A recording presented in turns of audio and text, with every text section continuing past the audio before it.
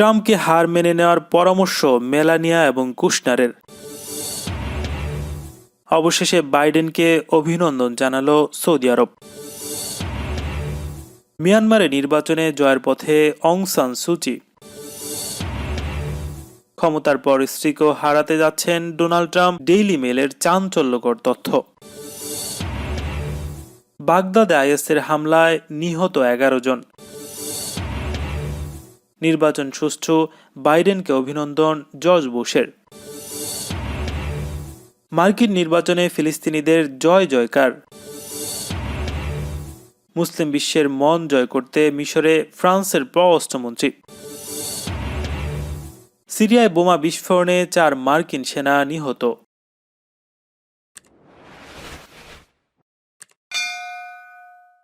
মার্কিন প্রেসিডেন্ট নির্বাচনের ফল নিয়ে পরাজিত প্রার্থী ডোনাল্ড ট্রাম্পের পরিবারের মিশ্র প্রতিক্রিয়া তৈরি হয়েছে। সংশ্লিষ্ট সূত্রগুলো সিএনএনকে জানিয়েছে, স্ত্রী মেলানিয়া ও জামাতা জ্যারেড কুশনার ট্রাম্পকে হার মেনে নেওয়ার পরামর্শ দিয়েছেন।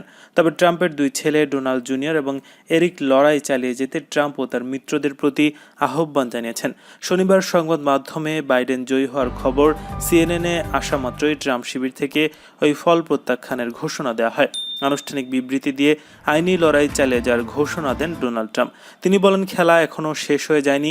জো বাইডেন এখন পর্যন্ত আনুষ্ঠানিকভাবে কোনো রাজ্যে বিজয়ী হননি। তীব্র প্রতিদ্বন্দ্বিতাপূর্ণ রাজ্যগুলোতে ফল পুনর্নিরীক্ষণের বাধ্যবাধকতা রয়েছে।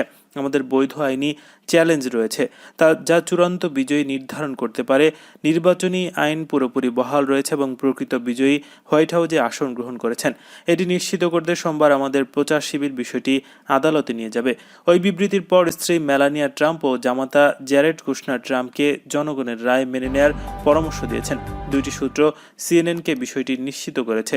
সূত্রের বরাত দিয়ে সিএনএন জানিয়েছে, ফার্স্ট লেডি ট্রাম্পকে বলেছেন হার মেনে নেওয়ার সময় এসেছে। তবে ট্রাম্প পুত্র ডোনাল্ড জুনিয়র এবং এরিক লড়াই চালিয়ে যাওয়ার পক্ষপাতী। সহযোগীদেরও তারা এ ব্যাপারে তাগিদ দিয়েছেন।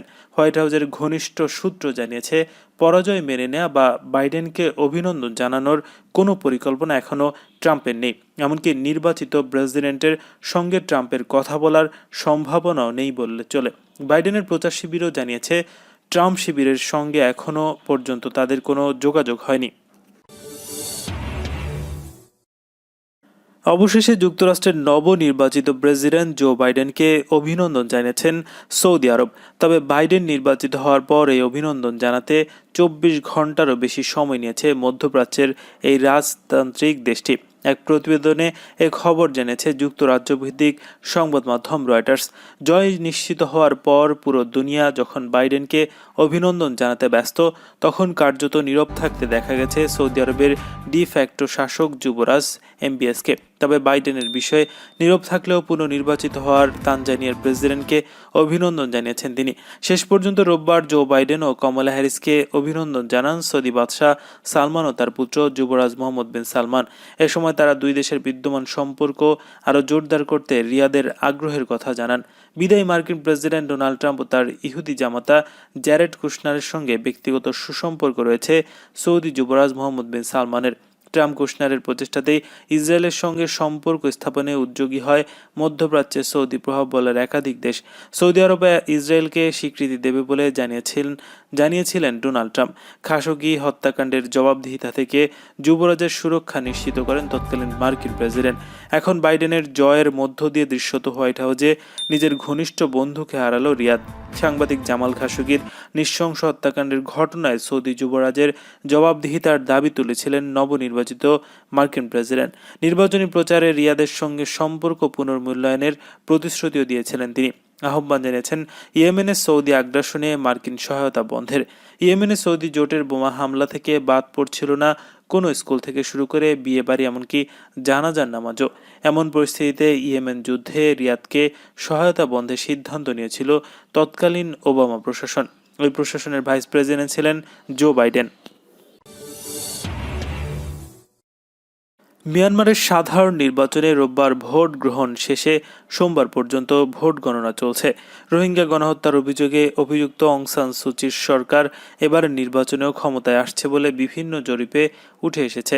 বিদেশে তার সুনাম ধ্বংস নামলেও অং সান সুচি মিয়ানমারের জনপ্রিয়তা ধরে রাখতে পেরেছেন।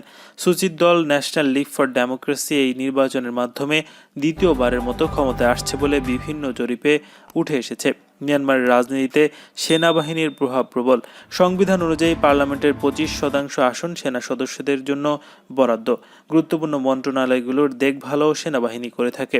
মিয়ানমারে অর্ধশত বছরের বেশি সময় ধরে সেনাবাহিনী ও সেনা সমর্থিত সরকারের অবসান ঘটিয়ে 2015 সালের সাধারণ নির্বাচনে নিরঙ্কুশ জয় পায় এনএলডি।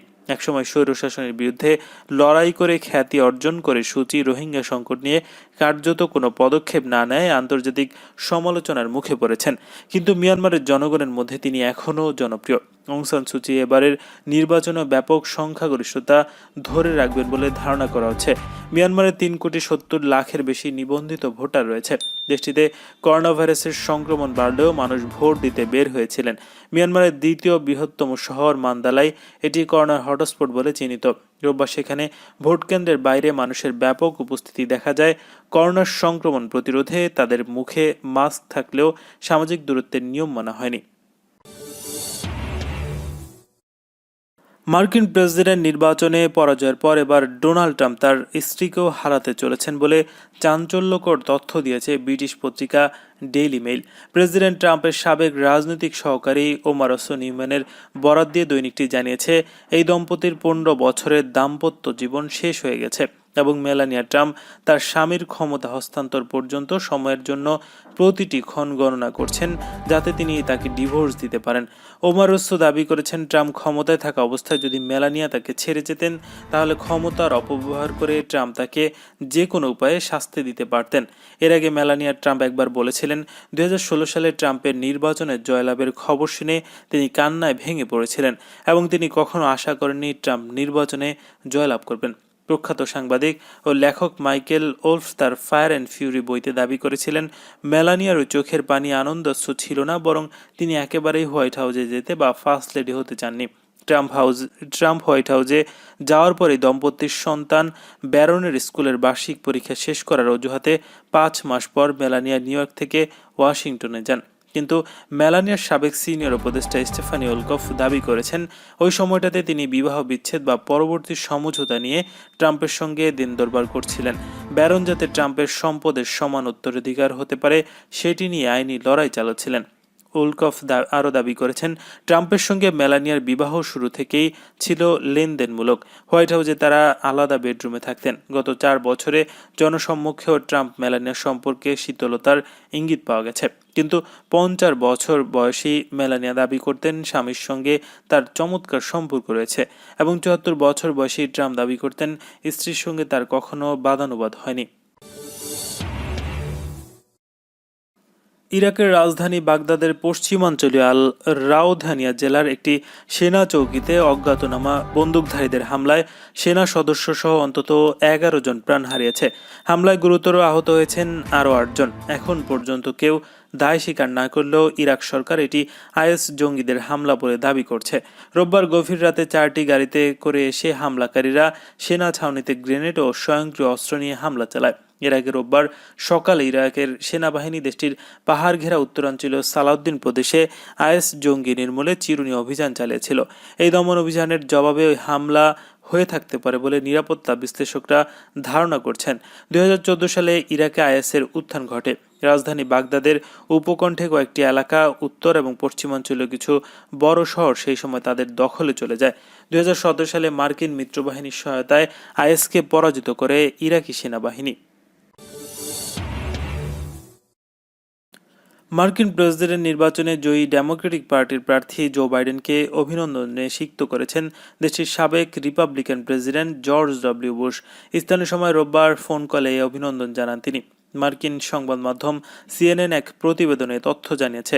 জর্জ ডব্লিউ বুশ বাইডেনকে শুভেচ্ছা জানিয়ে বলেছেন, এবারের মার্কিন প্রেসিডেন্ট নির্বাচন ছিল একেবারে সুষ্ঠু, আর এই নির্বাচনের ফলাফল স্পষ্ট। তিনি বলেন চাইডেন নিঃসন্দেহের একজন ভালো নেতা হবেন। তবে বুশ একথাও বলেছেন, প্রেসিডেন্ট ডোনাল্ড ট্রাম্পের আইনি লড়াই এবং ভোট গণনা পুনর্গণনা চাওয়া অধিকার আছে। প্রেসিডেন্ট ট্রাম্প এখন পর্যন্ত পরাজয় মেনে নিতে অস্বীকার করেছেন। তবে তার রিপাবলিকান পার্টির সাবেক প্রেসিডেন্ট জর্জ ডব্লিউ বুশ নবনির্বাচিত ডেমোক্র্যাট প্রার্থী বাইডেনকে অভিনন্দন জানানোর কাজ সেরে ফেললেন। এক বিবৃতিতে বুশ বলেছেন, যদিও আমাদের মধ্যে রাজনৈতিক পার্থক্য আছে, তা সত্ত্বেও আমি মনে করি জো বাইডেন ভালো মানুষ হবেন। তিনি দেশকে নেতৃত্ব দেয়া এবং ঐক্যবদ্ধ করার সুযোগ জিতেছেন। তিনি ডেমোক্র্যাট হিসেবে লড়লেও তিনি সব আমেরিকানের প্রেসিডেন্ট হবেন।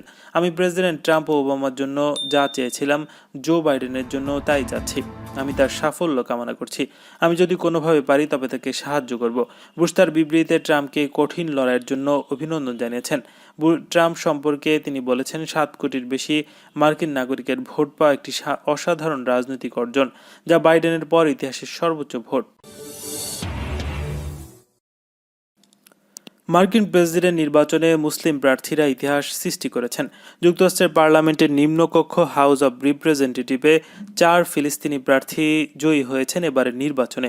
এবারের মার্কিন নির্বাচনে ডেমোক্র্যাট থেকে মনোনীত বিভিন্ন অঙ্গরাজ্যে রেকর্ড সংখ্যক মুসলিম প্রার্থী বিজয়ী হয়েছেন। প্রথমবারের মতো নতুন 5 মুসলিম প্রার্থী বিজয়ী হয়ে ইতিহাসই তৈরি করেছেন। মুসলিম নারীরাও রয়েছেন বিজয়ীদের কাতারে। এবারে ডেমোক্র্যাট দল থেকে মুসলিমদের এই বিজয় নিঃসন্দেহে অবিস্মরণীয়। এবার দ্বিতীয়বারের মতো ফের কংগ্রেস প্রতিনিধি হিসেবে নির্বাচনে ফিলিস্তিনি নারী রাশিদা তালিব, তার সঙ্গে নতুন করে আরও ফিলিস্তিনি প্রার্থী কংগ্রেসে প্রতিনিধি হিসেবে নির্বাচিত হয়েছেন বলে বিভিন্ন অঙ্গরাজ্যে। এদের মধ্যে 2 জন নারী আর 1 জন পুরুষ প্রার্থী। এদিকে মুসলিম সম্প্রদায়ের উদ্দেশ্যে বাইডেন বলেন, প্রেসিডেন্ট হিসেবে আমি আপনাদের অবদানকে সম্মান জানাতে এবং সমাজ থেকে ঘৃণার বিষয় উপড়ে ফেলতে সবাইকে নিয়ে কাজ করব। আমার প্রশাসন প্রতিটি স্তরেই মুসলিম আমেরিকানদের অবদান দেখতে চাইবে।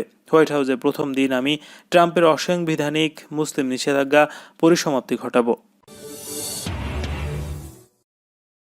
কার্টুন বিতর্কের ফলে ফ্রান্সের বিরুদ্ধে মুসলিম প্রধান দেশে বিক্ষোভ শুরু হয়েছে। কয়েকটি আরব দেশ ফরাসি জিনিস বয়কটের ডাক দিয়েছে। উত্তেজনা বাড়ছে।